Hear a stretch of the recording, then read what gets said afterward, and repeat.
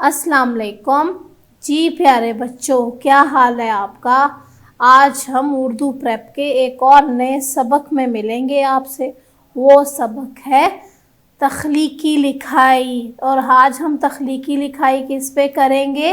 मेरा प्यारा घर। शाबाश। इस तस्वीर में आपको क्या नज़र आ रहा है? ये तो बहुत प्यारा घर नज़र आ रहा है। चले हम मददगार अल्फाज की पहले पढ़ाई कर लेते हैं। प्यारा घर, कमरे, अम्मी अब्बू, खुशी, सफाई, मेरी पसंदीदा जगह। ये मेरा प्यारा घर है। शाबाश। अब आपने इन्हें जुमलों में लिखना है। इसमें 4 कमरे हैं।